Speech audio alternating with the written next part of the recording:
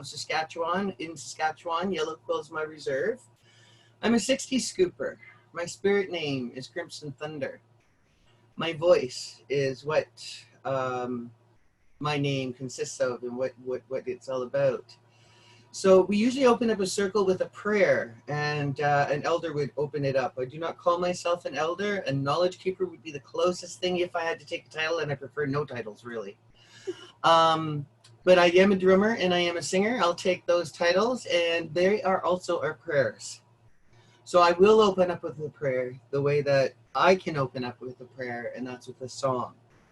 I'm welcoming everybody. We're stepping outside of the box today, so I think the song may be outside of the box. I'm waiting for it to come to me, but I'm looking at the sun today, and I'm looking at everything around me, and I am very grateful. So I'm going to start with being thankful. So it's a very simple song. It's sung 4 times, once for every direction. And I'm thanking Creator for everything. Miigwech netawena Miigwech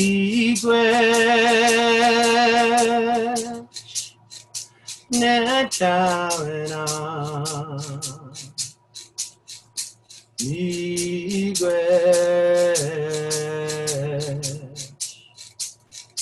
Miigwech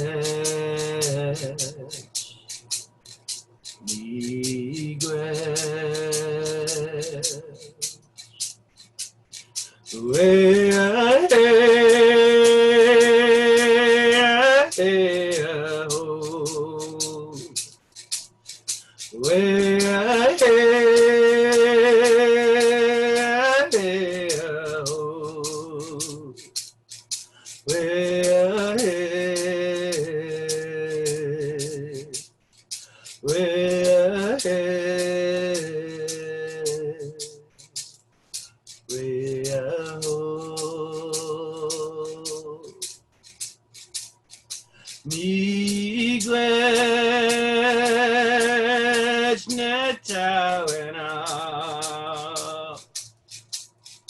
Miigwech netawena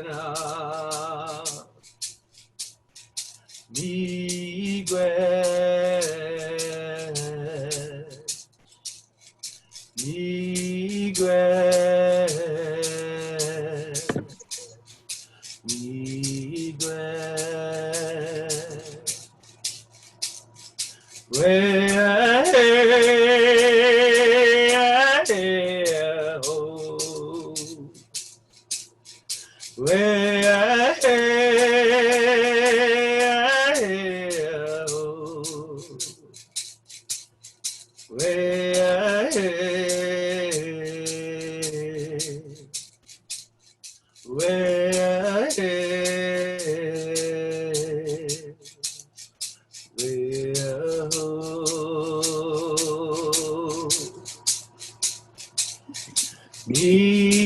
Miigwech netawena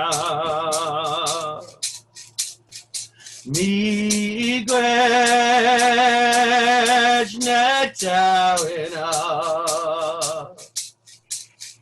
Miigwech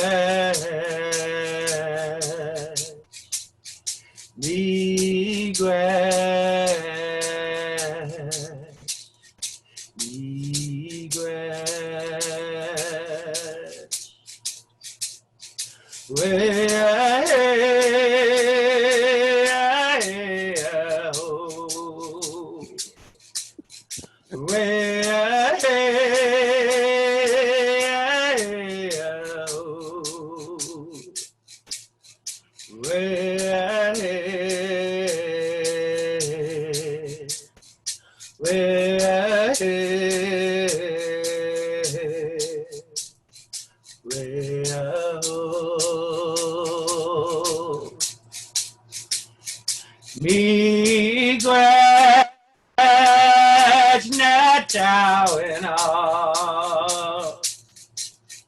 Miigwech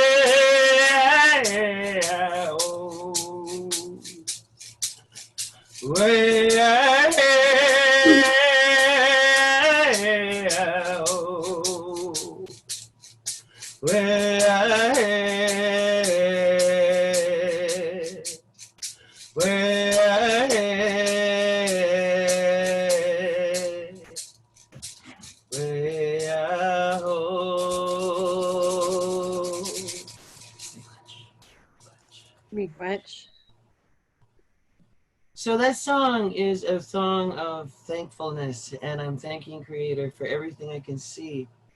But I start out nice and soft, and it's a slow song, and it teaches patience because you always want to get to the end of the song to start over again to get through the song so we can start the business, right? And I've learned patience through that particular song is because it is a slow song.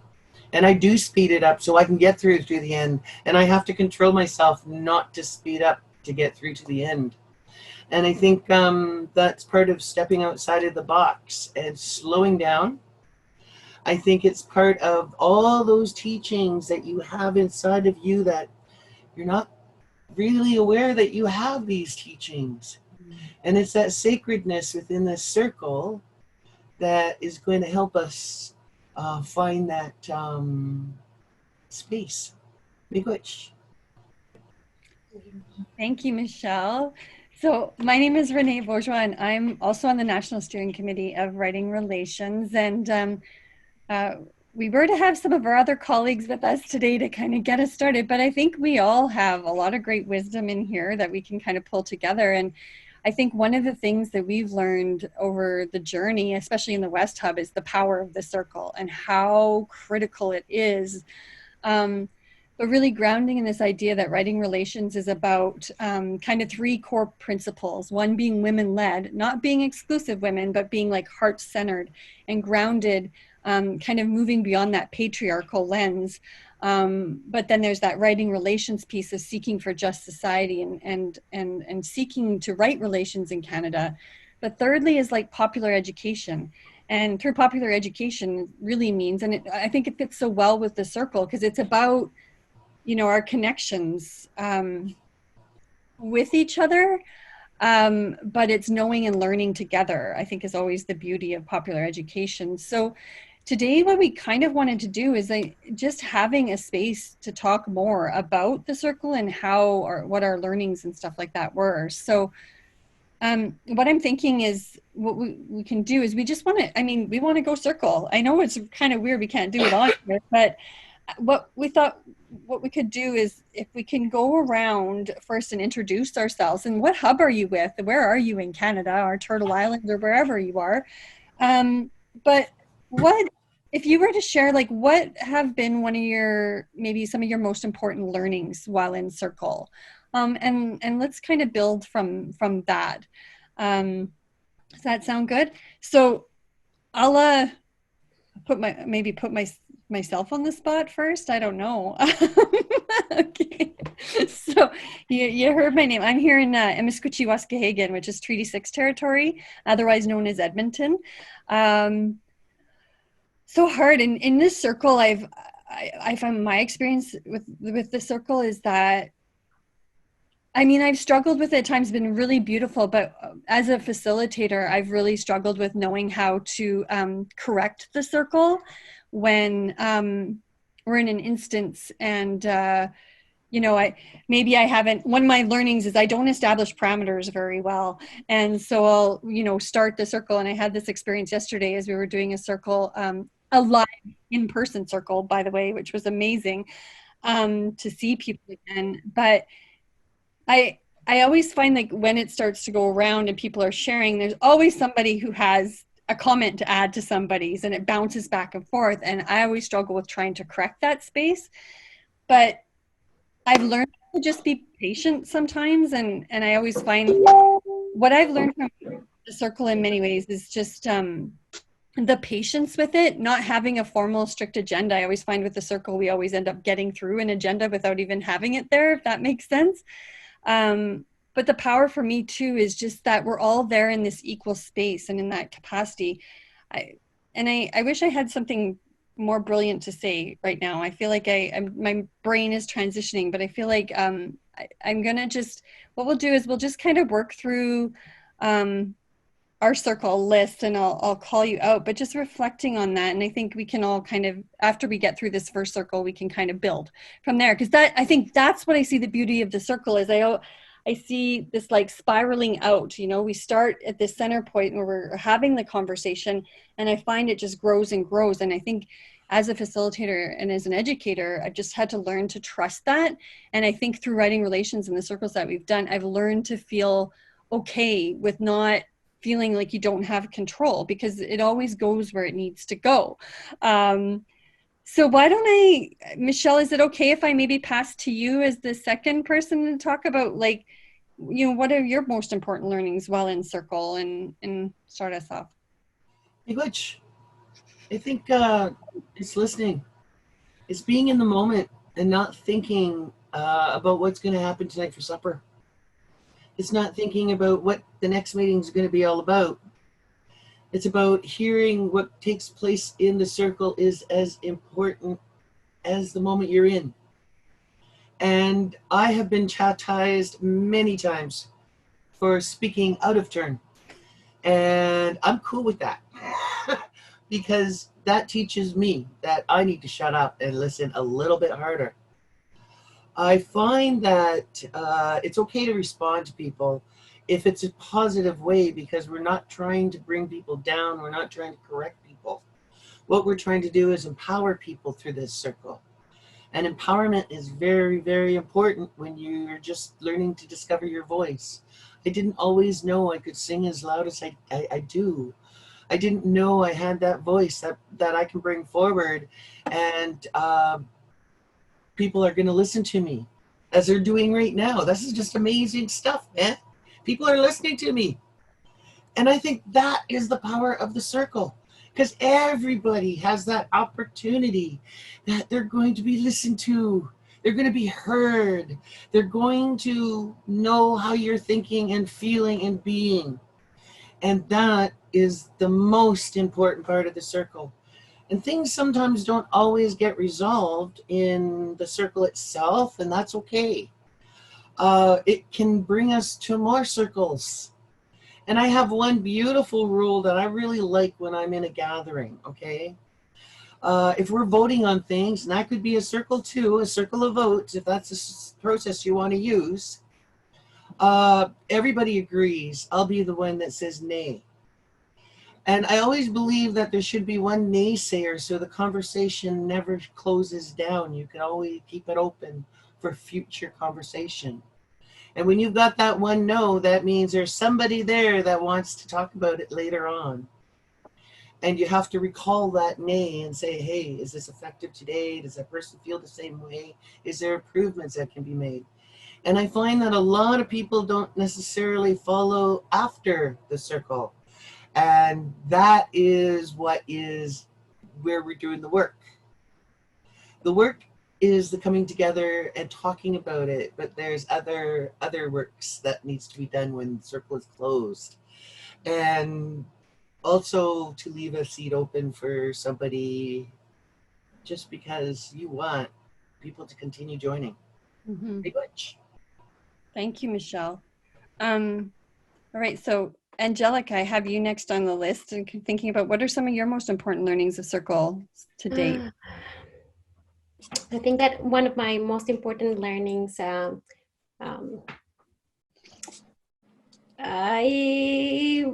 want to say, is a combination of listening and kindness, because it's a special kind of listening. Is it's like listening with your heart instead of just listening with your mind. So instead of thinking like, what are these person thinking and processing is just like sitting there with the words, and allowing people to, or allowing yourself actually to just be kind with those words, whatever those words are. And that kind of like that in many times those words are might have make me feel uncomfortable. But because it's that is like sitting with that discomfort. It's just like not feeling that I need to respond or correct or but just letting those words sit and stay with us. And I think that is it's kindness, and that also avoids the need of be processing all the time, like what else, just like let it happen. I find one of my challenges, I think, is, and I know that the circle process is not bound by time, but the society we're in is bound by time. Mm-hmm. So I find it really challenging to know that I have to go to the next meeting or pick up my daughter or whatever it is, and there's a time that is bounding us, and so how to gently with that kindness move people towards the circle process without allowing it to happen, but at the same time being mindful of the time, which is always a word that is a sentence that we use a lot, and that makes people right away aware of, is that it doesn't let kind of like Deflate. the words come out, but just like it tense you up, right? Be mindful of time. So I have to be mindful of time. I can't say all the things that I have in my head. I just have to be mindful. So it's a challenge for me. It's a challenge to know that we have to complete things at this time, even though the process we're using might not be bounded by the same perception of time. Mm-hmm. So that is one of the things that is challenging. And then introducing people to the circle process, I think, is the other thing that it's difficult, but because it always takes a lot of feelings, and we're in a society that is not used to those emotions, and so it's good as a warning to like, okay, where this is going to happen, but actually seeing it happen, it's where it happens. so yeah, that introduction, I find it really, really interesting. That's it. That's awesome. And what I'll do as we're going through is I'll capture some of these challenges we're talking about, because then we can kind of dig in a little bit deeper and learn from each other. So thank you for that, Angelica. That was lovely. Terry, I've got you up next. How about you? I'm Terry Sleva from Treaty 4. And I guess what really, when I started coming to this group, I realized the respect that people show to each other and to all other things. And to me, that brings a calm that I feel that I'm able to I'm able to function better. I'm in a wheelchair, and therefore there are limitations, but to feel whole is an awesome feeling. To be bringing knowledge and sharing knowledge and learning. Learning's the big one. And I absolutely love that everything is being taught from the Indigenous perspective, because that is the only right way. That's about it, I think. Thank you. Thank you, Terry. Awesome. Okay, Lisa, I've got you up next. Wow. I'm starting to feel and that the circle, I'm more relaxed. A big transition from any meetings that I've been in, which was more hierarchical, more domineering, more assertive and aggressive. I find that the circle is equitable, and it is teaching me that as I listen to others, I'm aware how my thoughts are changing, and I am not focused on an agenda, like my agenda, that there's usually maybe a topic that we're thinking of, but as I hear people speak and speak from heart, then I automatically start to speak from heart and listen. And I think that's the biggest thing in the circle is listening and learning to speak from heart. Also learning to listen without judgment and holding judgment is being a big, the circle provides that opportunity to do that. I agree with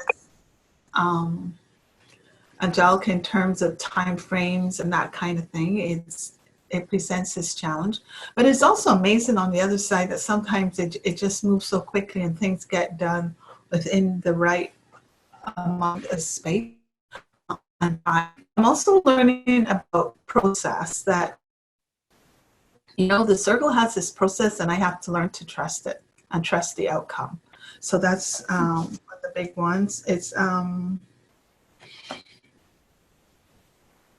and also to learn to sit with things that you want to challenge, or you might not think that the other person's perspective is clear or accurate, but learn to sit with that and be silent and knowing that that will be addressed later. Mm-hmm. So those are my thoughts. Awesome. Thank Yeah, you. Lisa.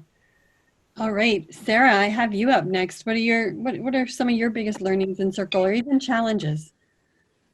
Well, sometimes it can be a challenge to follow the conversation if there is no closed captioning.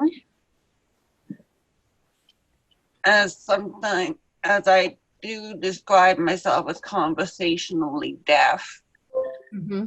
And as a result, I can hear you, I can see you, but I can't process the words properly, and thus it comes in as gulping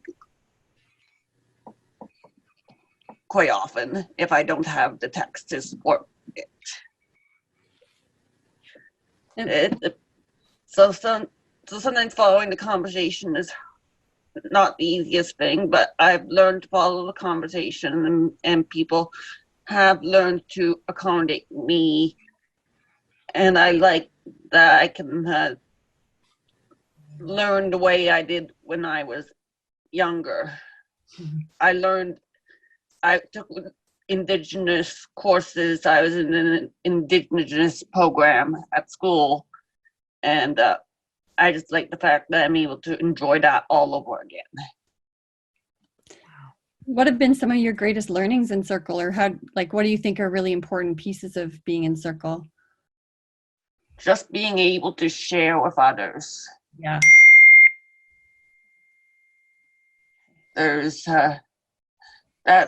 I like being able to share. We learn from each other. That shared learning, it's huge. Yeah. Okay. Thank you so much, Sarah. Miranda, how about you? Yeah. I'm Miranda. I'm from Regina and Treaty 4. I guess my learnings from Circle has been, I guess, patience, Mm-hmm. and I guess self-awareness, because I have a tendency to maybe unintentionally react, and maybe somebody says something and my facial expression is not what it should be. So I always hope I'm not visibly reacting. So I think a lot of the times to avoid that and just to focus on listening and not reacting, I just keep my head down a lot, and then I can you know, just focus on listening to the person. Listen with my ears, not my eyes. And yeah, no, and I guess I miss being in physical circles, because I think there is some energy you get from people. I mean, people can be draining, but they can also give you some energy. And having not been around people, like my regular circle is kind of been it's been a little tough. I get a lot of energy and warmth from the group I'm in the hub I'm in. So there's that part of it too. So That's such a beauty in that. So I'm happy to see you all. All right, Juan. I haven't met Juan yet, but Juan, do you want to come on and share? Hi. Yes. Hi, everyone. Hi, Juan. So my name is Juan. I'm located in 13 territory. I'm in Toronto. I work with newcomer youth to help them settle in Canada, newcomer youth as myself. And I find that some of the greatest learnings that I've gotten from participating in circles are really listening and learning from everyone's wisdom, and also learning about the value of being vulnerable. And some of the challenges that I'm experiencing right now are being able to engage people to come to these spaces and participate in the circle. Okay. All right. Thank you, Juan, so much for that. It's nice to meet you. Nice to meet you too. And Catherine, we got you left to connect to. Hi, everyone. Good morning. Nice to hear everybody. I learned in this circle. Like I am also still continuing with that focusing with the different topic. Like when they share the information, that I take it the positive, what this can motivate me. Also, I like to listening to learn more. And when I came to this circle, I feel confident to share my information. That's everything. And I am still focusing to keep calm down, listening. Thank you. Thank you. All right. So here's a lot of like patience, trust, making yourself vulnerable. I really appreciated that, Juan, because that was definitely something I learned right off the get-go. Kind of establishing protocols, letting go of our concepts of time, really allows that kind of self-awareness. Miranda, yes, when you're sitting in circle, you can't hide, and it really kind of challenges you to think about how you present yourself and how you respond. That's so huge. So there are a couple of challenges that came up. I thought, why don't we can open, I feel like there's few enough of us that we could actually just kind of open up and converse a little bit over this and talk more.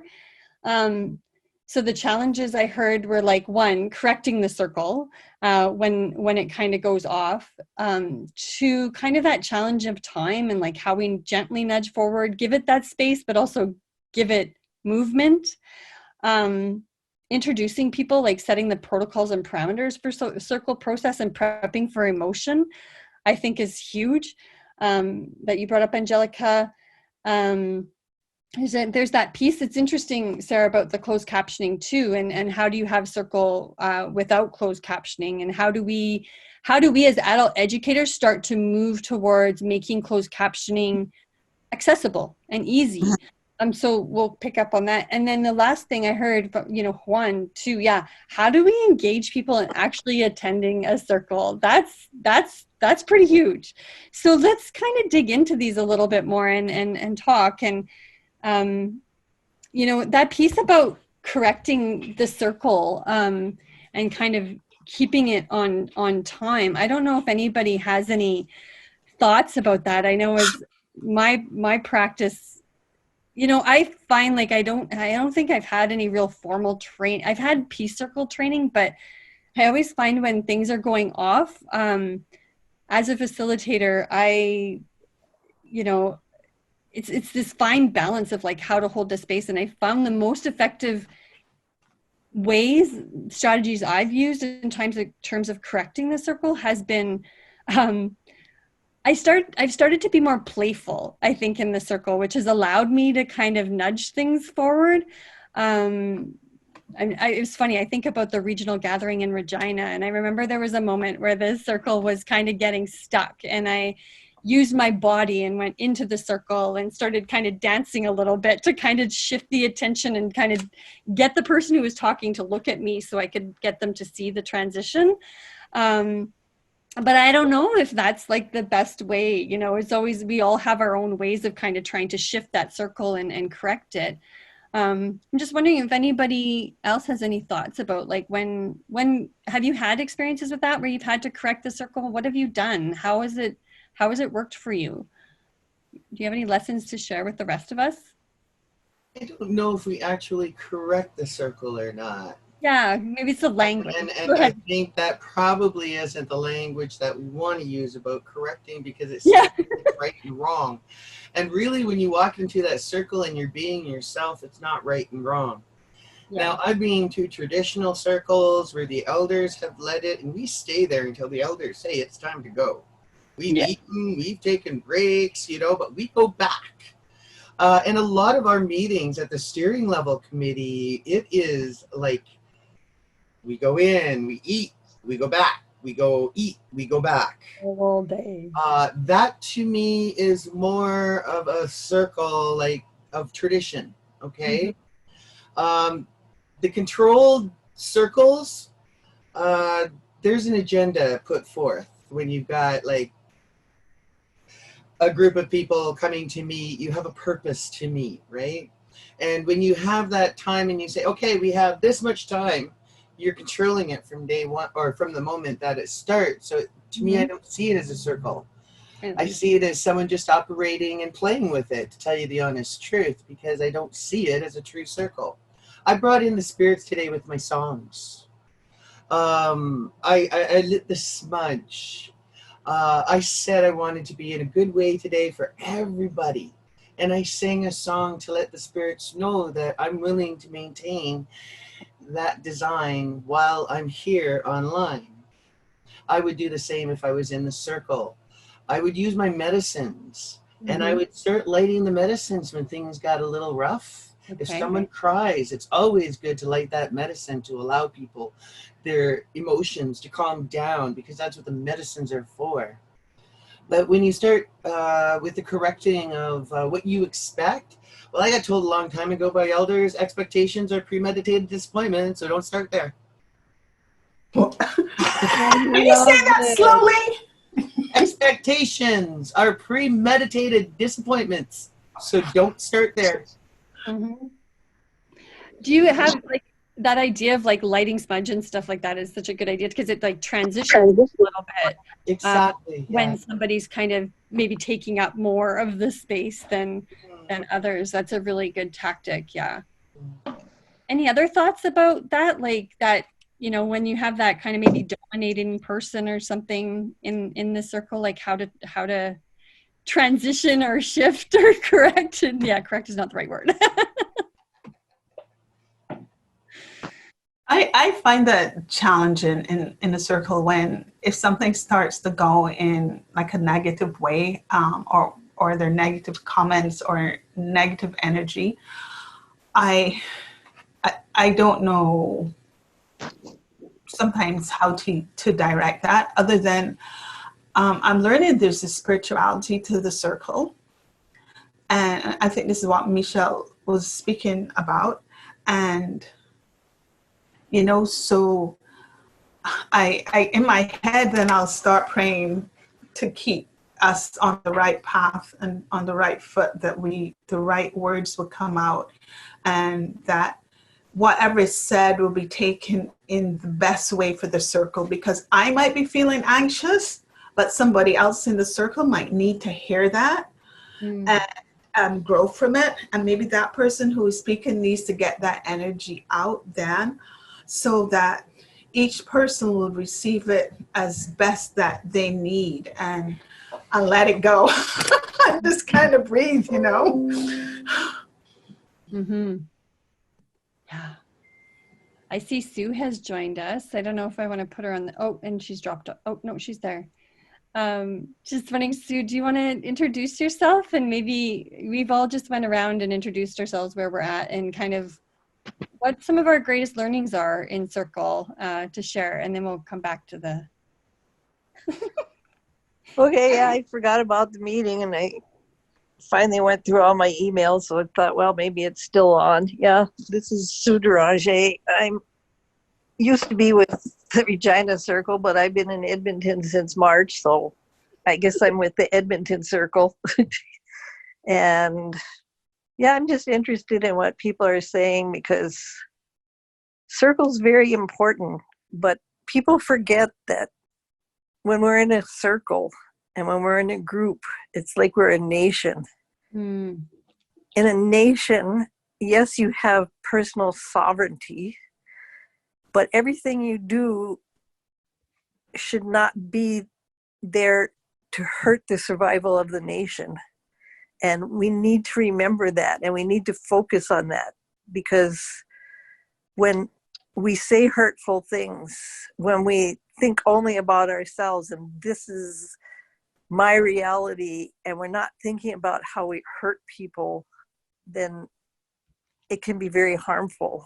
So we need to think about those things, about what's more important, the survival of a group or my own ego. Mm-hmm. And that's not to say I don't have ego, because I fight my ego all the time, but that's just the way I see Circle. And if there's a lot of negativity all the time, or blaming or finger pointing, then people will want to leave the Circle, and that Circle should be safe. And I'm just glad to be here, and I'm glad you're still here, and what I heard was good, and carry on. Awesome. Hi, Sue. Hi.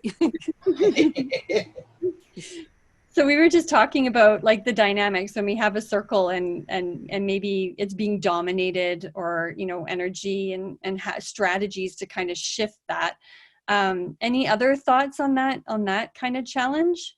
Anybody? Yeah, I've been thinking about that a lot. Please do. And I think people, when it's dominated and there's negativity, that because of the way, especially writing relations, is nobody wants to challenge it. And people carry that hurt home and they internalize it. And everybody thinks, well, we have to be so loving, we'll just let it happen. And I'm not sure what to do about it, but I've been praying a lot because I've carried a lot of hurt and it's taking a lot of time to heal. And I'm thinking that each of us needs to say gently, what's going on here? This is affecting others. What is it that you really need? And how can we help you, whoever it is, for what you need, and how can it be addressed where everybody feels their dignity? And it takes a lot of courage to do that, but I think we need to do that in a loving manner. Yeah, having more people courageous enough to do that in this space, hey? Yes. Mm-hmm. Sue, you make me think of as well, Sue, good morning, and you make me think about what Michelle said earlier, and there is the dynamic of the circle, but there is a lot of work that we have to do outside the circle. Mm-hmm. And I think that those kind of conversations are really important to have within the circle sometimes, but sometimes also outside the circle, to make sure that we're taking care of the person who is carrying the herd, and might be creating this dynamics within the circle, because sometimes there are some things within the circle that might not be the best place, and I don't know how to describe it, but maybe it's not the place to discuss. But there is a lot of work that, at least in my part, I will need to learn to do outside the circle, because I am one of those people that I'm always running, and I go into the circle, we do what we have to do, and then I have to leave because I have things to do. So how to actually create a circle dynamic where we do both the circle work and the outside of the circle in terms of holding the community, which I think is part of it. Part of that is that you were bringing up, Sue. Thank you, and thank you, Michelle. I'm also thinking the concept of time too, right? So somebody says something hurtful in a circle, and it does happen, unfortunately. But people will shut themselves down, and then they'll start looking at the clock, and they'll walk out the door, and it's not dealt with. Yeah. This is what you cannot allow when you're holding a circle. That's the one thing you cannot allow. So again, I say go back to the medicines. Again, Susanna, our other ED, had an excellent way of dealing with that. She did that at the one in Mono, and she was amazing because somebody had said something that was very questionable. They took care of that situation, and the people that were upset in that situation were taken care of also. And they were told to take a step back. Let's find out where this person's coming from. We'll come back and meet with you afterwards. This is the work that needed to be done outside of the circle because the circle was getting really upset, and then it transfers, right? Emotions transfer to the next person, the next person. Then by the last person, it's so huge that all of a sudden you've got a crisis, which isn't meant to be. So don't forget those medicines. Don't forget to say, I'd really like to talk to you outside of the circle about what you said, and don't call them out right then and there. Go over to them gently and say, you know something, there might have been something said here. Maybe we have to do a couple things here. And I really, really think that's part of the responsibility of holding a circle. And this is why you need people like elders, like Sue, elders like Merta in the West, and the ones that we have here. This is why we need them. This is why everybody's valuable to me. Yeah, I appreciate that, Michelle, because I think sometimes if you see yourself as the only facilitator in circle, it's hard to be able to watch and observe and capture all that stuff. So really, having those supports in circle is so critical. Mm-hmm. I have a technical question. In the circle, when that comes up, like what you were saying, Michelle, do you then say, like, if you're the one sensing that that's something that should happen outside of the circle? Because sometimes you aren't allowed to like kind of cross talk. How, I mean, you put the medicine, and I think that's important because that's, and you keep how do you do that part? We can let the person say what they have to say. Then the facilitator, if this is not sitting well with the facilitator, you kind of figure there's somebody else in the room that it's not sitting well with also. That's true. So you can say very gently, as you like the medicine, this is not the place that is to talk about this. Okay. We can choose a different time, a different place, and I'd be more than happy to talk to you about it. And if we need more players, I'll be more than happy to bring in more players. And then we move on.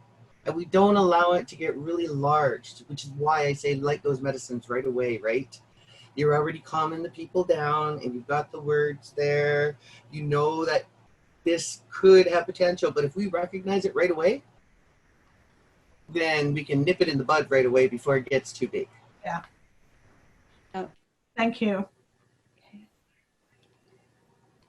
Any other thoughts or questions about this piece, about the stickiness of dominance, perhaps?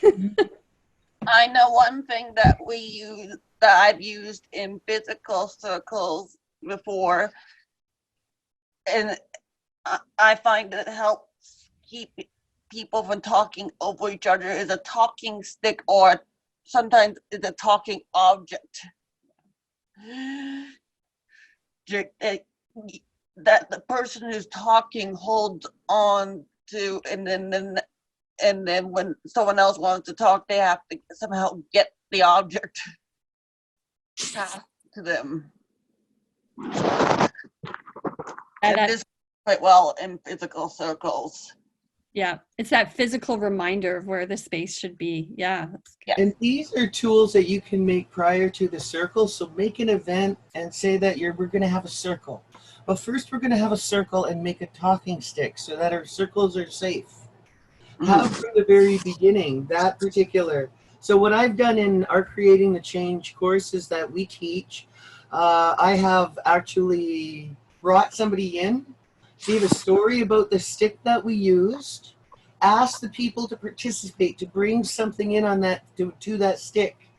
And then we, at the very end, attach that to the stick. Here's the start of your voices. If you want to speak, hold this stick. And this is your voice because you're right here. And they're wonderful tools, especially to be able to create that community before you even start, because you're already there. So as much as you want to have that circle right away, if you're unsure, go with tools that are going to make the circle safe first. I have a question.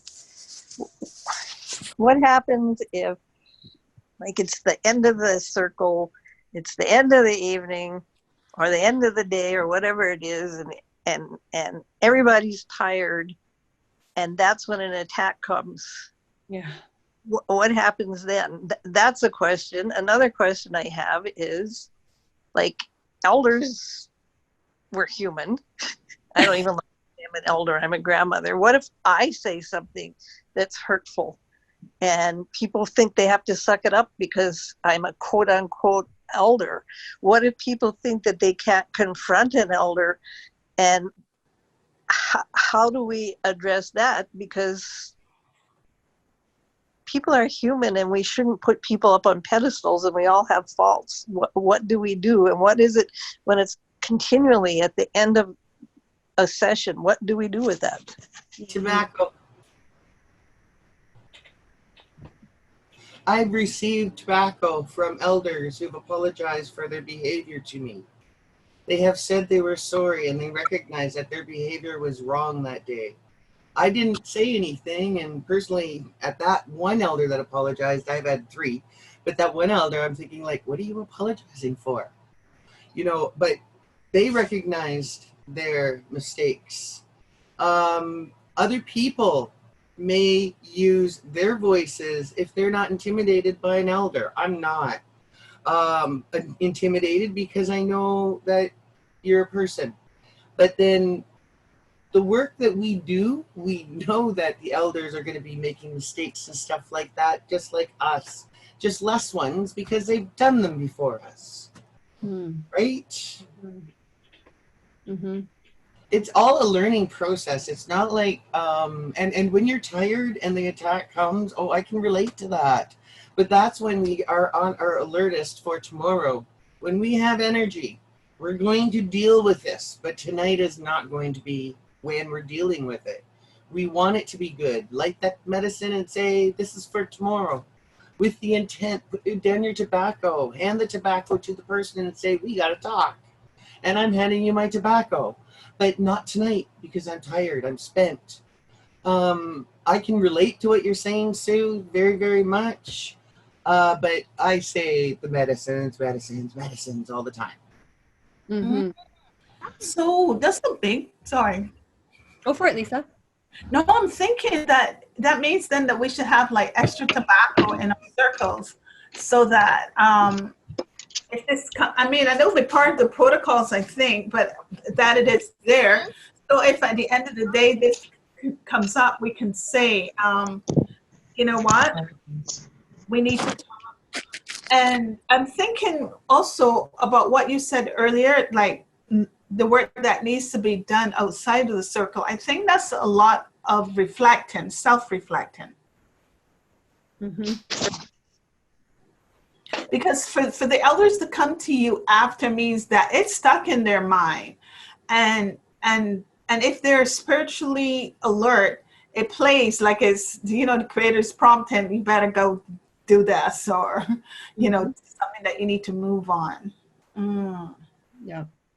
But we also need to have that ability as any person to take tobacco, even if you figure it's an elder or a grandmother, and say, I need to talk to you. I feel like, for example, a long, long time ago, this very young, and this elder was hitting on, but it was very uncomfortable. And I got to the point that I was getting really cheeky with him. it was my defense against him. And then that went against all my teaching. So I finally took him to Tobacco and said, look, I'm really sorry I've been talking to you the way that I have, but I have felt really disrespected as a woman and as a young woman. And I want to respect you and I want to have a good relationship. And I don't want to talk to you like this, but I'm asking you, please don't do what you're doing, or what can we do to rectify the situation? Until his dying day, he became an elder mentor and one of my best friends. So we have to be brave enough to talk to that person. And it's not easy.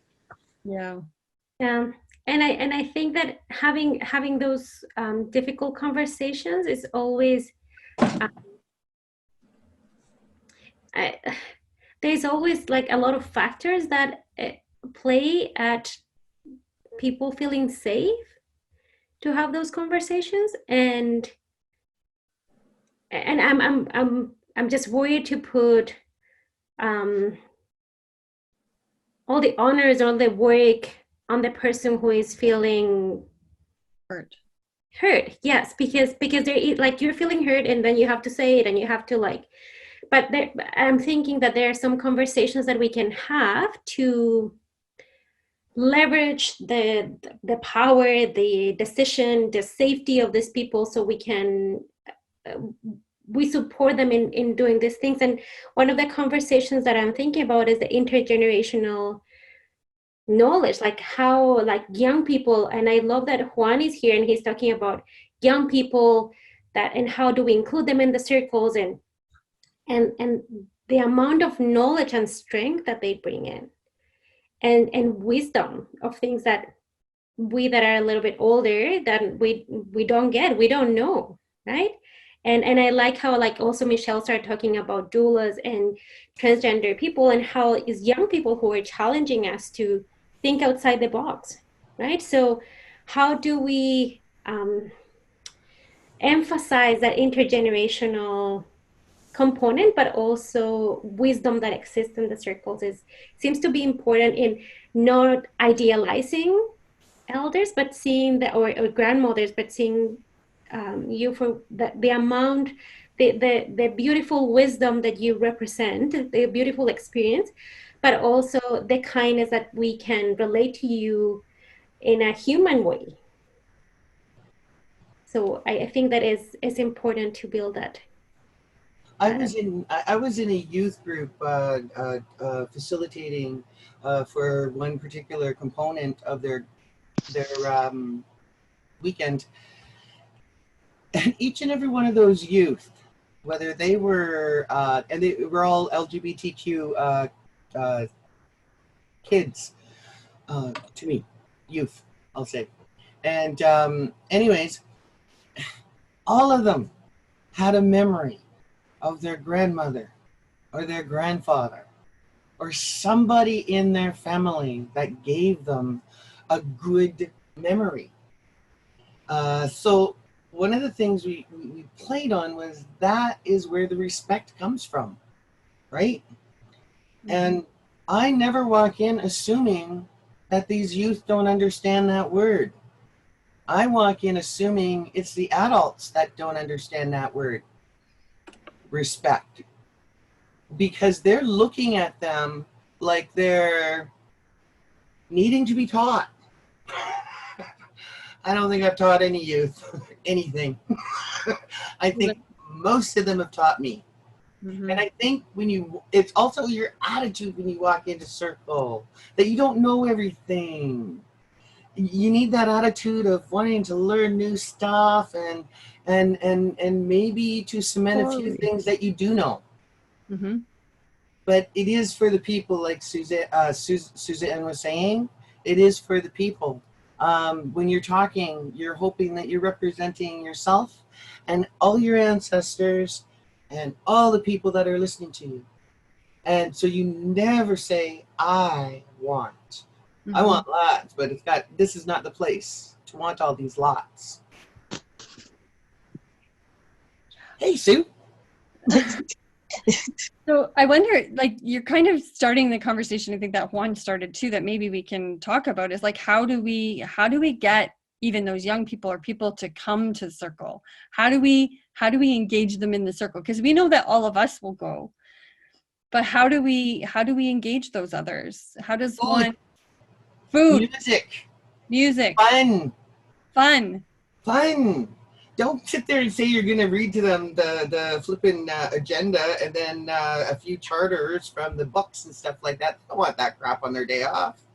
They want to have some fun. They want to, and you can learn the exercises that we do. Like if you wanted to learn the map exercise that we have of where people come from, that's fun. They can relate to that. They got a visual, and I think a lot of it now has to be visual.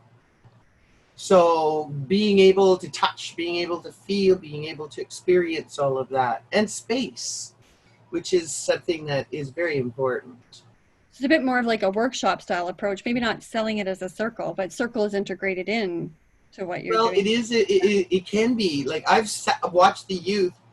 You get your role models in there, your singers. Oh my God, I sat there and watched 20 youth just sit there, listen to this young guy talk about his life and the horrible things that happened and the good thing that's happened, and they were enthralled. They had their video. They were so you got to choose those things that are going to make them react.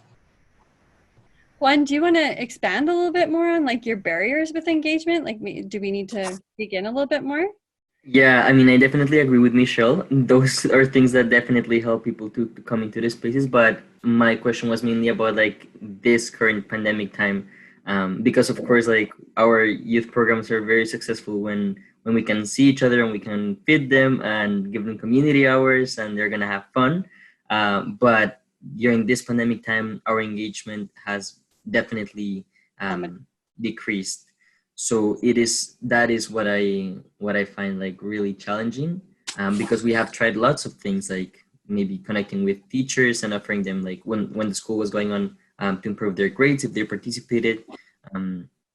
Like we've offered even like gift cards, community hours, everything, and it's still really hard to engage youth. And also like I was thinking, there is so much wisdom in like the opportunity to have circles, but I don't know how many, specifically like for newcomers youth that I work with, feel like they know, first of all, they know about these circles and they want to participate. And also would like how, I'm wondering how to facilitate or how to offer this opportunity to people to experience this and open up, without like doing something that I don't know how to do, right? Because I'm not indigenous, and like well, I'm from Latin America, so chances are some of my ancestors are indigenous to South America, and some of them are European or from Africa. I don't know, and we were stolen that chance to figure that out back home. But anyways, like I don't know the ways, and I'm like, how can I make this accessible for them in a respectful way?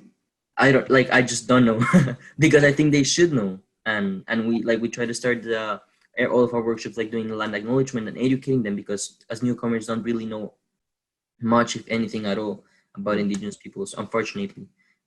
But yeah, like I just don't know how to be better and to offer this opportunity. Yeah, Michelle, you look like you're ready to go. No. Oh, no. I was just thinking, yeah, I can relate to what you're saying. Yeah, but you're indigenous. I love hearing that you're indigenous. Yeah, and I'm not like, chances are like people from Latin America have like indigenous ancestors as well as Europeans, right? Because colonization there was a lot of mix, but we don't know. We can trace our ancestors. I wouldn't know what nation they are from if I have, but like I don't know. Yeah. Anyways, I don't know how, I don't have the knowledge. I was excited you said indigenous, that you could have indigenous, because you're talking about South America. And I love hearing people from other countries say they are indigenous. They're not newcomers. They're not immigrants. I love hearing them say they're indigenous. That's what I was so excited about. But getting them interested, I think I'm a little too old to offer them anything that they, would be interested in. I think one, I don't know if anybody else has the same thoughts, but one, I think your experiences with young people right now and trying to get them out at the John Humphrey Center, we're having the same issue. Like, we've offered food cards, we've offered to bring them out. We've had some success in getting like a tiny group of people together in a park to start. And we're just kind of building on that, and hopefully they'll start to grow it. But the other thing I'm hearing from you is that confidence and feeling okay with facilitating circle when you're not Indigenous. And I think that's an important piece to pull out of this conversation. I don't know if anybody else wants to offer any thoughts to Juan about the engagement piece, or, facilitating circle and being okay with that. I find that when you have a group of people or have a common thought, somebody adds something that's able to share with others, that each person understands, and that outside of that it could grow, as long as you start with a commonality, like whatever it is, whether it's transportation or anything. There's always something that people feel they're not really getting the proper information about, and that could be a place to start. Contests? What about the youth? Why aren't we asking them what they need? Why aren't we asking them what would bring you here? They know. They know what they want. Why aren't we asking them? Like, we can sit here and guess, and the older we get, the further we're removed. Like, I see my daughter is really young, and she keeps reminding me she's in her 40s, and that she doesn't even understand all the youth and what they're saying and what their needs are. So maybe that's where we start. Bring youth together. Tell us what you want. Tell us what you need. Tell us what you would like to be involved in. People like to feel like they're important. People need to feel like they're vital to something. I don't know, a youth focus group. I don't know. I mean, I know it's pandemic, and I'm even meeting out and Zoomed out and everything else. But I don't know, the ones that do show up, maybe ask them to network, give them a role in finding out what is it that they want and what is it that they need, and have it youth driven. They love being given that power, and other youth relate better to them. In another lifetime, I was involved in a tobacco cessation project called Kickin' Ash, and we brought youth together, and we trained them about what tobacco cessation was, and we let them design the whole program. And they went into the schools and they talked to other youth, and the youth were excited. In evaluations, they said, well, we thought we were just going to come to another boring tobacco thing. Oh my God, how do I join this? Because they saw other youth leading. How do we give these youth the lead? How do we find out what they want? And how do we empower them to be the youth ambassadors to bring them in? That's great. I thank you, Sue. Thank you. I feel like I have two reflections. One is, one, we have to adapt to pandemic times, which seem to be no ending soon. And so small groups are great. I mean, we have to work with small groups because we cannot have a big gathering where we are like holding hands and etc. Like, it has to be small groups spread out on a picnic table, 2 meters from each other, wearing whatever protection, making sure that everyone is safe. Because for me, that's one of like the paramount things. Is like, we need to make sure that people feel safe to gather, safe to speak, safe to whatever we're doing. And so many small little gatherings in different places of the city because people are scared of, or people do not want to take the public transit. It's understandable. And so we have to measure and understand what is happening and kind of like adapt to that. That's one thing.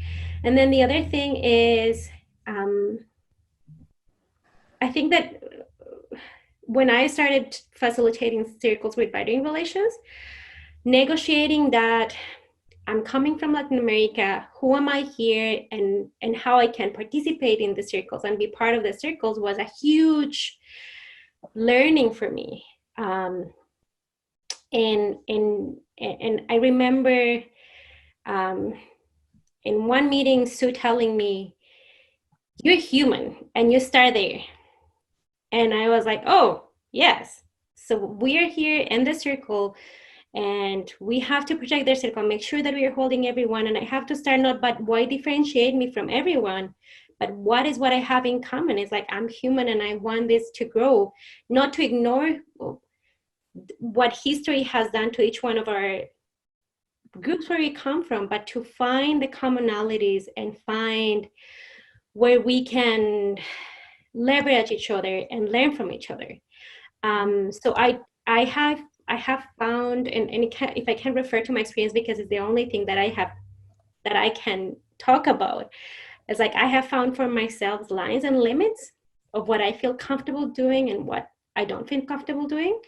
So when I'm sitting in circle, I always feel like having an Indigenous person or Indigenous leader that we can refer to and get guidance, because it's not my process. It's not what I grew doing, and I have to learn. And I am that understanding that I'm in the process of learning, and we need guidance.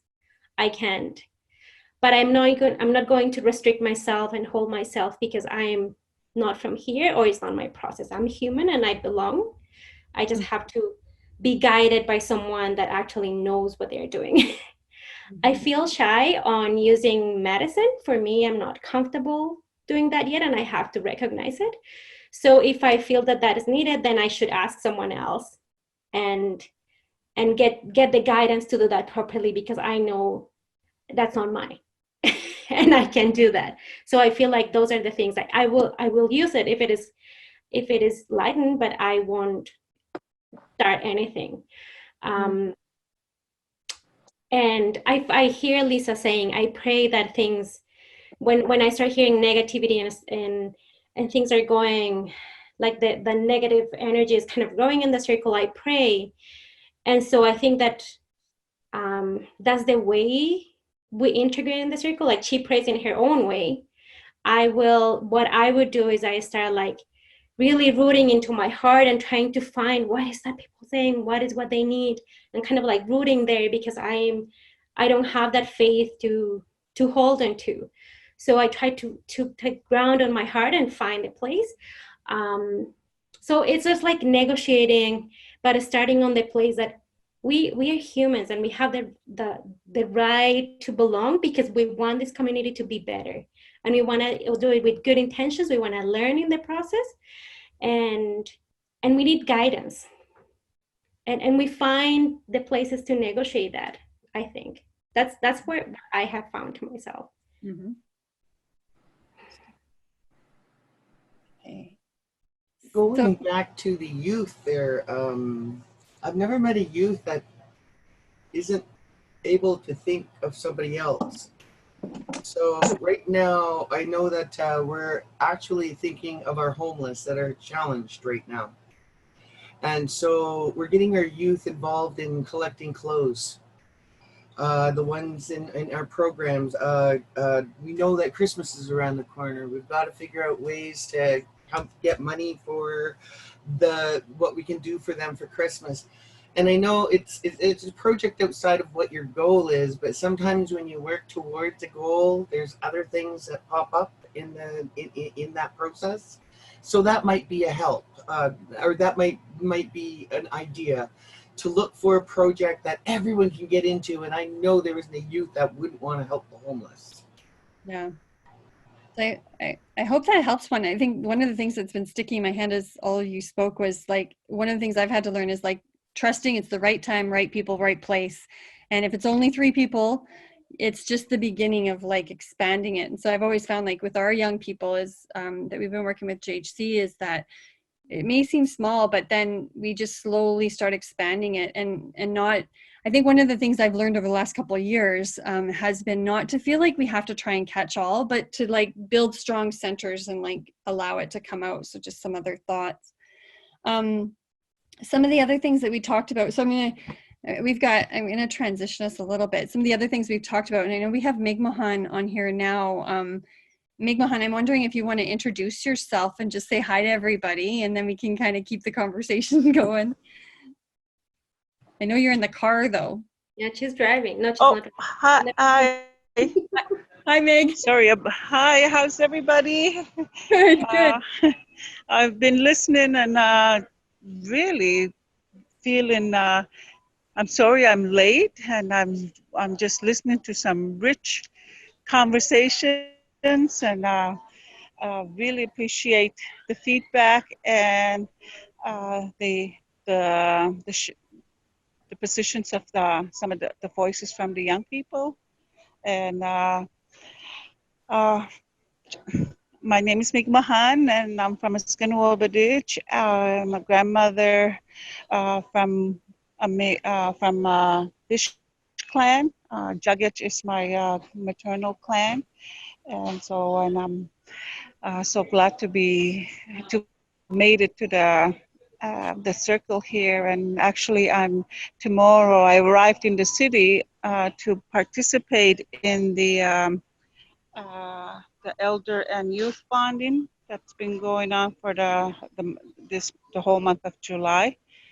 Tomorrow we're gathering again to reflect on the discussions we've had and to see how we want to move forward in the next series of discussions. Thanks so much, Meg. It's good to hear your voice. Thank you. Good to be here. So I'm gonna bring us back. Like there was kind of three other things that we talked about in terms of challenging. I thought maybe we can, see where this goes. But one was kind of that piece about prepping for emotion in the circle, like, and how do we imagine? I feel like we've talked a bit about that, but I'm curious if we want to talk a little bit about more when we have that emotion in the circle. If we have somebody that's crying, those kind of things, like what is the best way as facilitators to hold that? But also the other piece that we were talking about there is like introducing people to the process and prepping them for that emotion was really big. And so I'm just wondering, I know in terms of me, I always find like I don't establish protocols well enough to prep people for that. So maybe that is good that we'll be talking about that. But I know one of our kind of learnings in the West is when somebody is kind of expressing this emotion or crying, that we don't interfere, we don't intervene, and we let them, like, well, we can pass them a box of Kleenex, but we just let them get that out. So I'm just wondering about, again, opening it up to anyone to talk about that, like how you maybe set up that piece for prepping people for emotion and how you deal with emotion in the circle. I think that sympathy, being part of understanding. When you cry, you release 63 toxins from your body, so crying is a good thing. Mm-hmm. Being sympathetic, not ignoring the person, relating to the person, understanding, listening, just listening, not really telling them what they should be thinking. Let them talk. Just listen. I guess that's about it. Mm-hmm.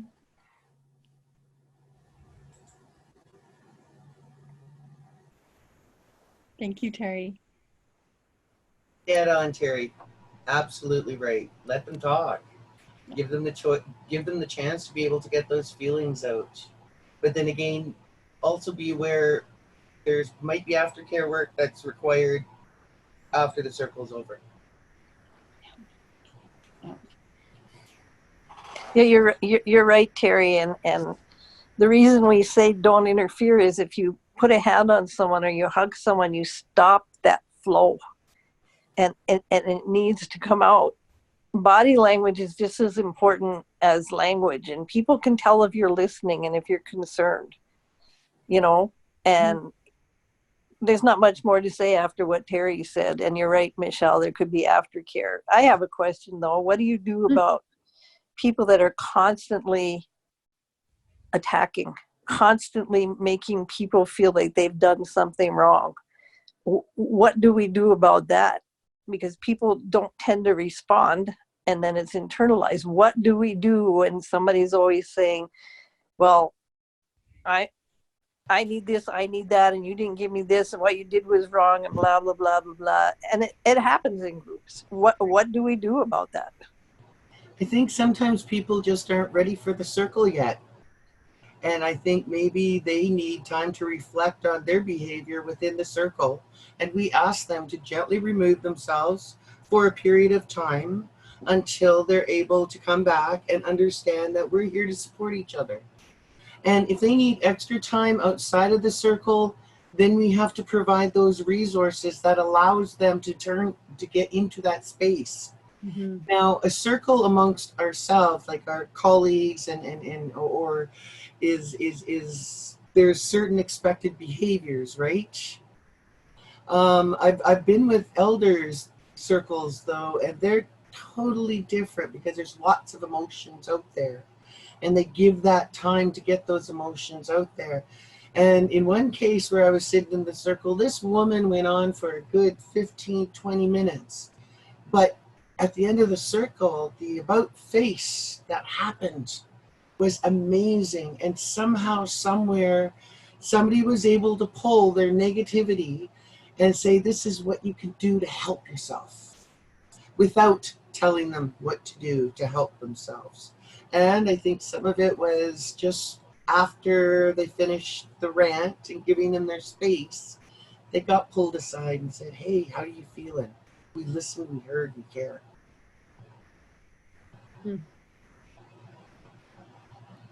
I wonder, Mingmahan or anybody else have any reflections on that one? Like when there is that person, like correcting it in the space, as Michelle says, in that really kind, gentle way. But any other thoughts about, yeah, when somebody's repeatedly kind of disruptive and negative? Like, this Mingmahan. Well, I think one of the things that is the format when we're in that situation. Being in the circle and expressing once the I think that really helps.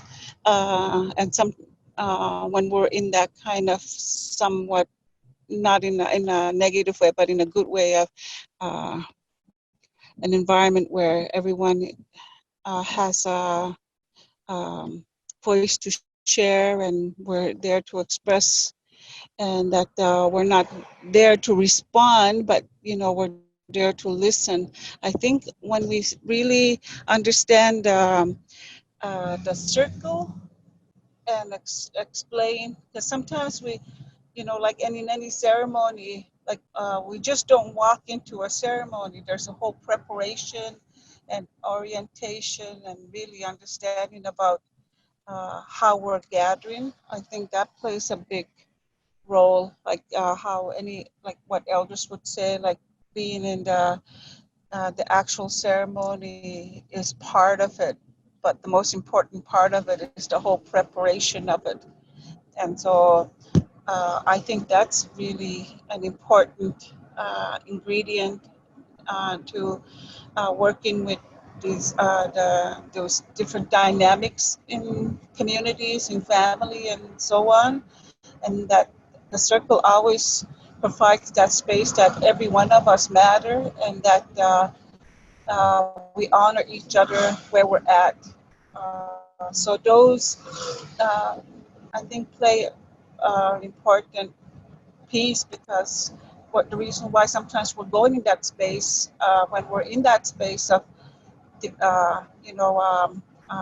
maybe defines or whatever, but maybe that's not the right word, but when we're looking at life through the wounded lens, and really express ourselves out of that lens, I think it's to understand. I think we begin to understand about like when they're being really listened to. And I know it was said that when people know when our people are really present and listening. And so when someone is present like that for you, there's a side of you that opens up and knows that you matter in that circle. The other thing I just wanted to quickly add, because I was listening to Juan was sharing about young people's participation, and they've tried different methods to engage young people. And again, that's again the same thing. Is about looking at the preparation of it and kind of those building blocks. How we get the youth engaged is it starts at a young age, and for us in our community up this area is we focus on the dreams. And so when we're working with elders and youth, we'll talk about prophecies. When we mention prophecies, everyone is interested in the prophecies because this is about how our future is what's the outcome of the future if we continue these kind of old practices, or or shift that practiced way of being. So one of the things that we're sharing with the young people here in Wabanaki is that the prophecies came from them. And somewhere along the way, it's been forgotten that the prophecies came from the young people, and then they work with the elders, and the young people work together because of the life experience. The elder and the youth work together to decipher those prophecies. And so dream time and listening to a child when they share their dreams at a very young age and they work their way up, that's their inner truth, and that's their direct connection to the creator. And the dream world is very important, maybe even more important for some of us than the the day world. Night world is the dream world is more, because that's about working in a multi-dimensional layers. And and the best part of this is that every youth that shares their dream, and when we listen, they're sharing a fabric of the whole creation of life as we know it. So every dream is fastened into our life ways. So, and that's the role of the youth, and they're being listened to because all this information is flowing through them when they're being present in their own spiritual way. Yeah. So I just wanted to That's awesome. talk about share that to reconnecting each other, and that the youth have a voice. Not anyway. That is So much beautiful. more. Thank you. Yeah, that was good. Wow. Do you want to say more? No, just that was beautiful. Thank you very much. Yeah, and it makes me think back, Migmahan, to like some of the earlier circles we did with COVID around having the elders like Tito and stuff. It's like knowing that prophecy thing. The prophecies are in all cultures, and so all different elders and grandmothers and grandfathers can be part of that. And I find with our young people too that really draws us in. That's really great. And then coming back to the piece around the disruptive person, I think what I really heard from you, Michelle and Meg, and that is like. And I think this is important, is whoever it is, even when they're being disrupted, if they're continuing to be disruptive, I think what we need to understand is they don't feel like they're being heard. So what do we need to do to make sure they feel that? And maybe that is that piece about being able to give them that time outside the circle to do that work and deepen that conversation perhaps. Because I think those ones that are disruptive are the ones that we kind of do start to shut off and we don't hear. So we create this, we manifest this cycle of stuff. So that I really heard that from the two of you. Miranda, you had your hand up. Did you want to step in? Yeah, I in our circle, when we're talking about emotion, and I mean the thing about showing, now the other thing about showing emotion in a small circle or a group setting is it makes people uncomfortable, and that's why your automatic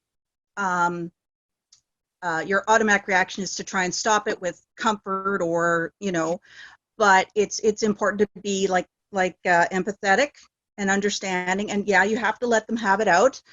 And in our circle, we will light the smudge again, and we'll go over to a person and just, it's I have assumption, nobody ever said why, but my assumption is that maybe we're giving them strength to just let it go, carrying the smoke up. But the other thing, talking about people being discomfort and maybe emotions getting a bit much, is if we light the circle for people in tears, why aren't we lighting the smoke for people who are expressing negativity or anger or just, and because it's still pain. They're both expressions of pain, and we need to try and acknowledge it somehow, and if you light the smudge, maybe they'll, it may not necessarily stop them. But I also like the idea of just, afterward, just giving them a cigarette, some tobacco, a cigarette, have some available, and just, between you and them, just say, I'm really uncomfortable with what happened in circle tonight. Can we talk at some time? Mm-hmm. Right? It's so hard to do that. It's hard to acknowledge people's anger. It's so much easier to acknowledge people's sadness, but we need to acknowledge people's anger, or the more other negative energy. But yeah, that's awesome. Yes, thank you, Miranda. So I have a word for it. It's validating their existence. Thank you. Yes. I think that was really well said, and I value what you said. I think that's absolutely really important. And yeah, validating both the sadness and the anger. I want to pose a different question. And I got this, it really stuck with me. I was watching a show, and in it, the guy who was creating a lot of chaos came to a point and said, you know what? I don't understand why the sin that he realized that he is sinning and making a mistake, but had no idea what the sin was or whatever. So people were responding, but he himself was ignorant as to what was going on. So I think and the point I'm bringing that up is that sometimes maybe that person is unaware, and and that is a different kind of a challenge. Yeah. Where they're making mistakes. So mistakes are being made, but they don't know. So the wisdom is welcomed on that one. Blissful ignorance or malicious intent. Just not knowing, just blind ignorance. Yeah. Innocent ignorance, maybe. Yeah, go ahead, Miranda. Yeah, I'm just thinking again with the, what we have control of, and I think this pandemic has really, really taught a lot of people what we do and do not have control of. I always go back to this, even for my own sort of coping, even before the pandemic. It's what do I have control of right now? And the only thing we can control is our reactions to how people are expressing themselves. And sometimes, we're aware, and if they can't come to that awareness, it's you can't make a horse drink water, but we can control how we react, whether we're hurt or whether we can decide whether it's not worth it. Whether it's worth the trouble, whether it's worth our peace of mind to pursue. Is this person actually broken? Are they having a bad day? And then it's just kind of, it's important to resolve it, but we have to be careful with how we react, because sometimes that's all we do is react. And I think maybe when we come together, yeah, maybe it's a better idea to maybe have some, you know, some sort of more protocols in place and just be really, yeah, just more guidance, I guess. Sorry, I guess I'm getting tired. I need another coffee, but yeah. No, appreciate that. No. Feel free to add. I'm losing my thoughts here. So, but yeah, that's what I mean. Valuable. Thank you. Yeah. There's also teaching methods if you want to go into the next phase, which would be like playback theater, which is absolutely wonderful for people to be able to see what other people are seeing, and using those kind of things as teaching tools for later on down the road. Not that moment, not a good time, but later on down the road, and when nobody's angry, when the emotions aren't there, and you can start showing what it is that other people are seeing. I love playback theater. I think it's a wonderful tool. Thanks for sharing that, Michelle. So we have one kind of last outstanding kind of question from our opening circle. I thought something about the last that is bustling in my mind. Sure. And I think that understanding and allowing emotions, all kind of emotions in the circle, is healthy. I think we also have to be mindful of the emotions that other people are having and how that can impact them. And there are some in the circle that might feel more threatened and by anger, and the anger directed to them. And we have to be also mindful of that in terms of how these emotions are affecting not only me, and if I'm facilitating a process, but the people around me, not because I can protect them, but also because they will need some work outside of the circle as well. Yes. I cannot control, if I use Miranda's words, I cannot control how other people react or how other people feel, but I can identify that might be other people who are feeling unsafe, and that's something that the circle that is really hard to handle in the circle. So that was puzzling me. Because it affects the dynamics of the whole circle, the whole nation, as she says. Yeah. Thanks for that.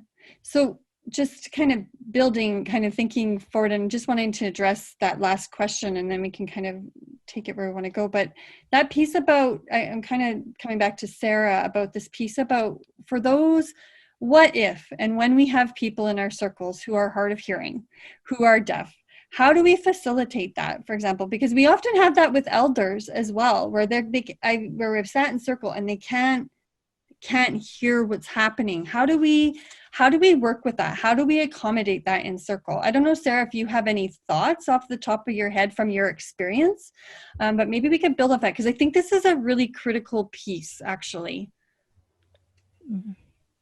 Well, as I say, people in the past have accommodated me with closed captioning in virtual circles. That works well.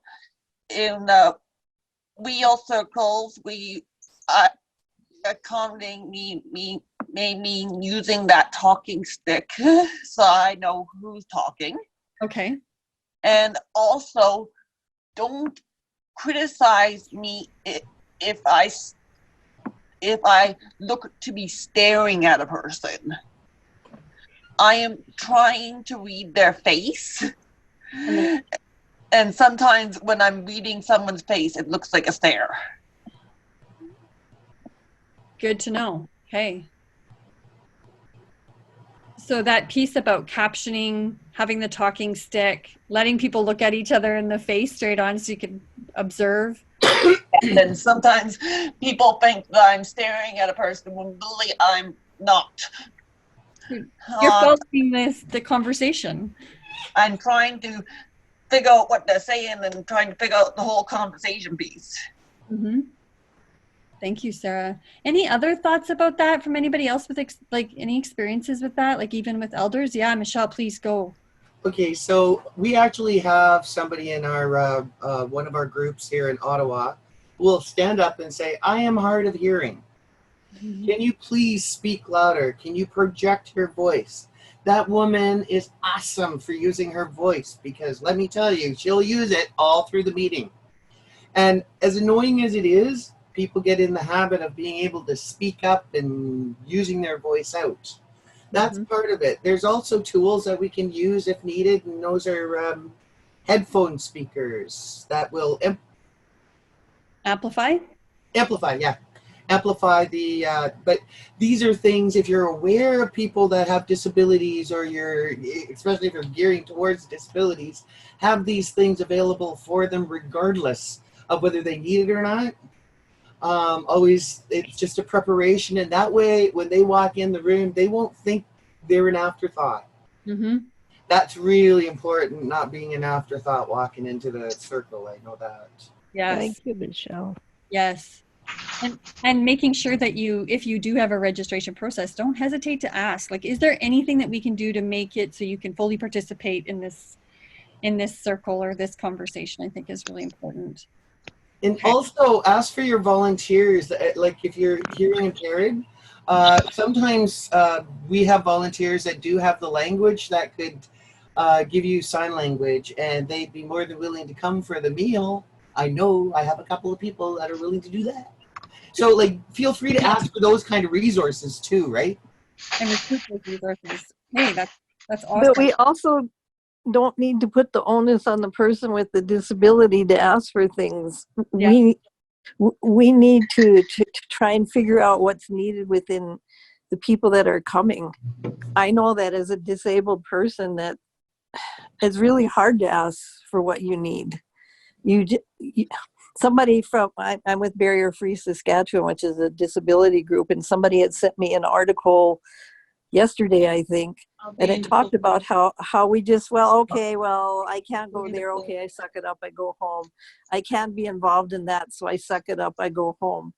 What do we need to do to make it open without people feeling like, I feel like I'm a burden asking for this. I feel like I'm asking for too much. It might cost too much. It might do this too much. How do we make our groups accessible without putting the burden for somebody to ask for it? Good point, Sue. Question.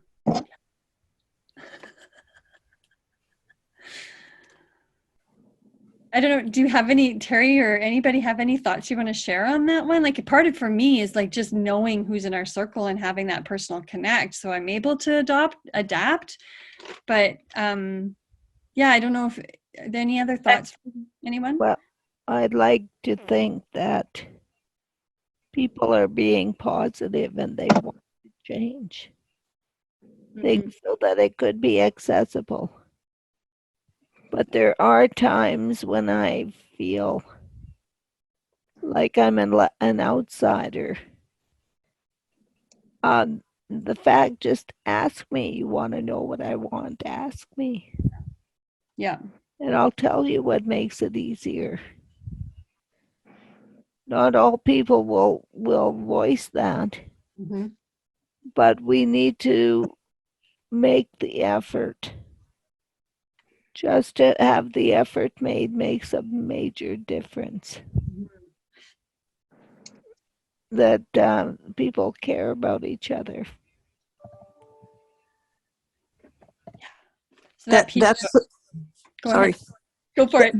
That's so true, and it's like a lot of times it's unconscious. Like, it's an accessible world, and it's all unconscious when we're doing agendas, even for our workshops. Okay, we're going to go on a walk. Well, what people can't go on that walk? We're going to do a dancing activity. Well, what people can't do that?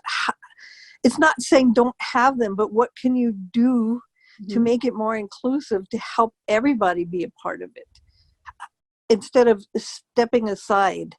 I mean, what can we do and how can we do it? And we need to have these discussions among ourselves. It's easy. You just don't think about it because in your world, it's not that way, and it's not people's fault. But how do we be more cognizant so that everybody can feel like they're part of something? Yes. Okay. lots of food for thought, I think, for all in all this element. But I think it's like not making it an afterthought is a really big piece, and asking. And okay, so I'm looking at the time, and I know we only have like 10 minutes left, and I'm thinking maybe this is the time that we do kind of a closing circle, to kind of any kind of final thoughts or takeaways or reflections from our conversation today. And then I'm hoping I can like end specifically on Mi'kmaq to kind of close us off. So does that sound acceptable? Like if we could just kind of go around and just like, what's sitting with you from our conversation today, and kind of any reflection would be welcome. So I'll start at the bottom of the list this time and work way up. So Catherine, do you want to share any kind of final thoughts or takeaways?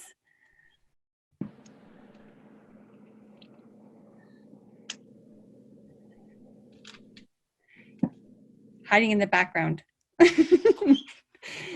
Okay, and Sil, I think we never got a chance to hear from you yet. Do you want to just say hi, introduce yourself, and any thoughts on what you've heard?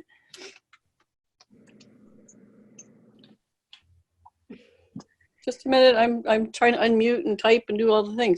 Oh, okay. Hi. Sorry. And eat.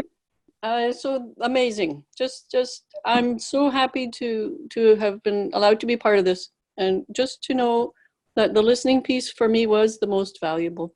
The piece where I could hear you all, the other people in the group speaking, and because I'm white, so I'm not going to take up space there. So I also made some notes, and I'm hoping that we can have some of the reflections that was recorded at some way, shape, or form, so that we could do that.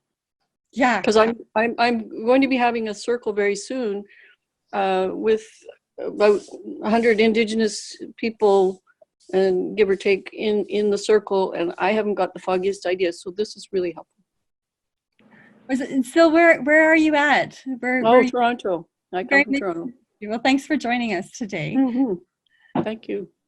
Miigwech. So Sue, over to you. Any kind of final closing thoughts? You're muted. Yeah. Unmute, Sue. No, I'm just sad that I forgot about this, but glad that I found it at least in time to hear parts of it, because it's really good to hear what other people have to say. It's good to hear about the inclusiveness. And I had a revelation, because to me, circles are just circles, and they've been part of my life forever. And I never realized that other people felt uncomfortable, and that it wasn't their place to run them or to be part of them or anything else. So it's quite a revelation for me. And it's like I was saying, that, able-bodied people don't think about it because that's just their world. Well, circles are my world, and I guess I need to start thinking about what I've heard here. So it's a lot of food for thought for me, and I'm just glad to be here with all of you. It's always good to be part of that, and it's uplifting, and it gives me food for thought. So thank you, everybody. Thank you, Sue. All right, Miranda, I've got you up next.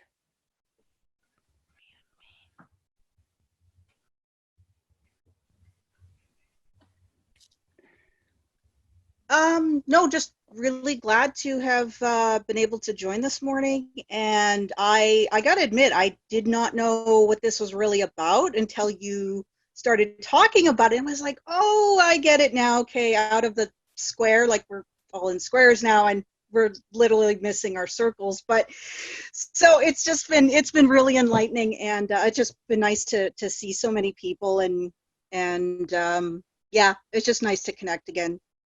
Thank you so much, Miranda. It's good to see you. Lisa, I'll pass it to you next.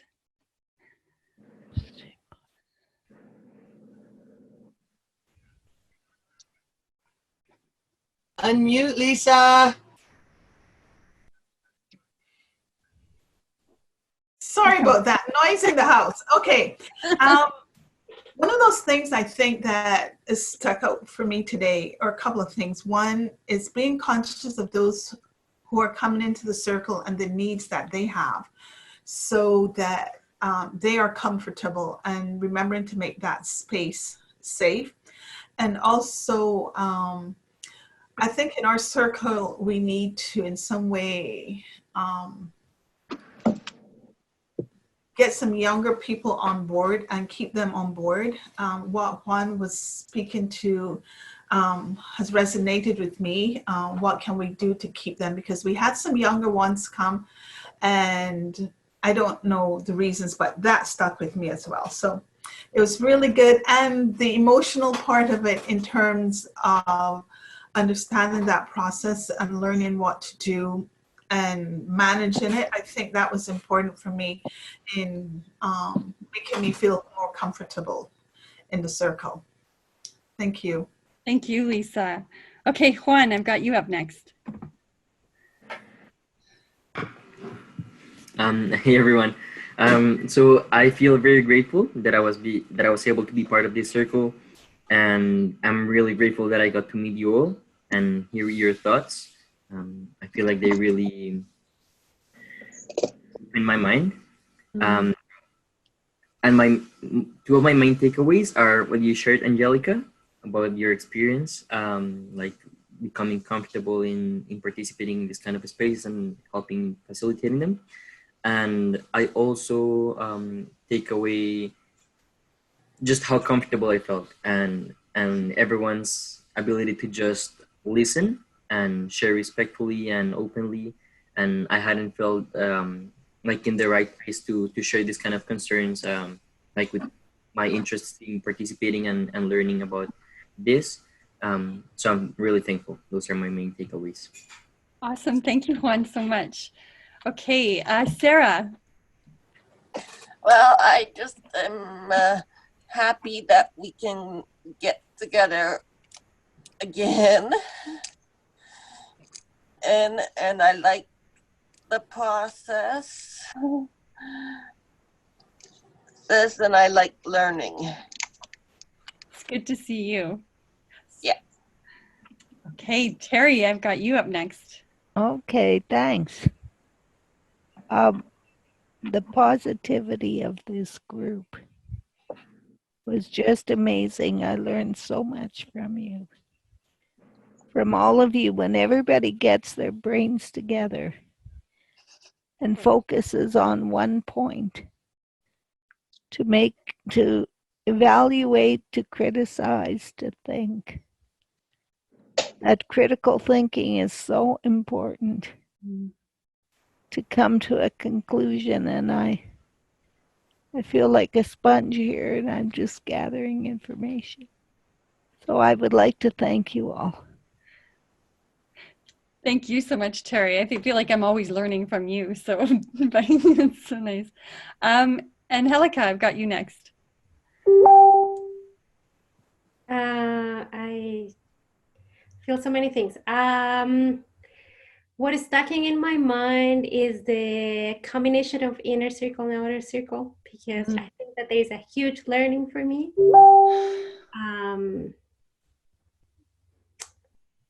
And as Lisa was saying, the youth and intergenerational part of our circle here in Edmonton it's also buzzing in my mind. And yeah, and I think also like I will call it love, the positivity, love, kind of like, even though we are so far away and we have to look through these boxes to create the circle, look through our little box at home. I feel the connection, and I feel how each one of you, I feel like your energies and how each one of you is uplifting each other. So that makes my heart full and content. So thank you for sharing. Thank you, Angelica. Well, and Michelle, I'll do my takeaway and then I'll pass it to you, Michelle, and then you can just pass it to Meg. So my takeaway, my takeaway, I think, is I think I'm in circle and I have these challenges with circle a lot of times, but we don't ever really have a space to talk about them and talk through them and just think about like little strategies like lighting the smudge. So I just really appreciated just having space to just talk about it. Because I think there's been some things for me that I've often felt stuck and I haven't felt confident. I think my biggest challenge in circles is my confidence. And so listening today kind of gave me some real ideas and strategies. So I really appreciated that. So Michelle, I'll pass over to you. Well, I learned a lot in the fact today that people were surprised about the emotion part.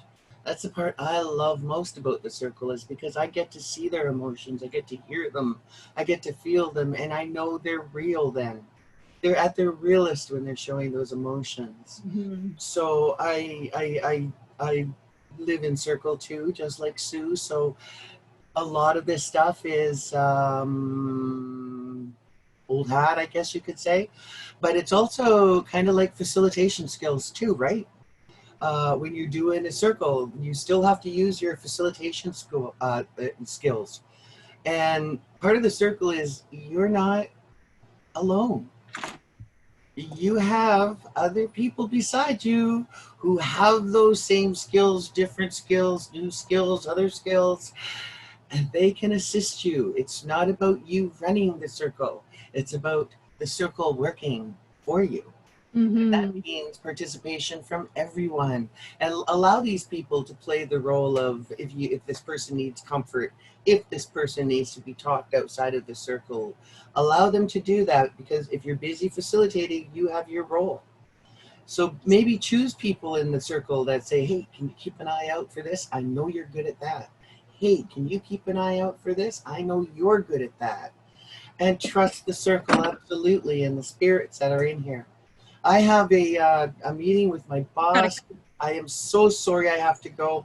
Absolutely love this. Mig Witch for this. And Mig, love you. And I know what you're going to say for closing is going to be awesome. Love you.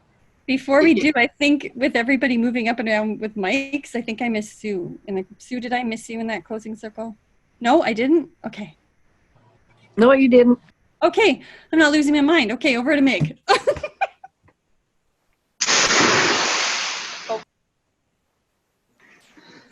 Hey, Mig. Okay. Here's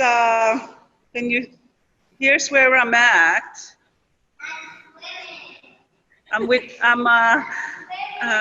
juggling my life with my beautiful little eggs. My second generation eggs is how we really say when we say my children in my language or my grandchildren. I'm literally saying my eggs. I just wanted to first, again, it's like I'm so glad that I had a chance to see all of you and get to hear what we're weaving together, because we are weaving something together, and we'll be able to and gift that into the future. And so I really, I can, that's how, when I'm thinking or speaking in my language, that's how we would talk. It sounds a little bit out of sort and when I translate it in English, but I mean, that's important to relay who we all are, how unique we all are, and that it's really every one of us in the circle is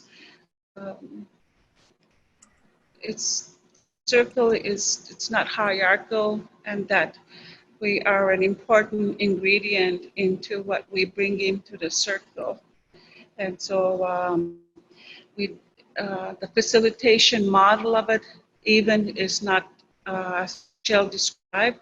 It's very, you can see the skills being developed, and that every one of us is able to work in the circle much more comfortably than in a hierarchical where, you know, you have to stand up in front of everybody and so on. But this way we stay in a close and nurturing circle, and that when the circle begins, after we describe or after we share what our needs are, because that's what the principles of each time we gather as a people, is we bring forth what is important to us and how we want to be together. So all that is taken care of too, about presenting what our needs are and how we want to be together and how you want to participate or not participate, but to be present. So it's the circle is as complex as the heart of the woman, as the heart of our sacred mother, and our emotions are represented through her weathering.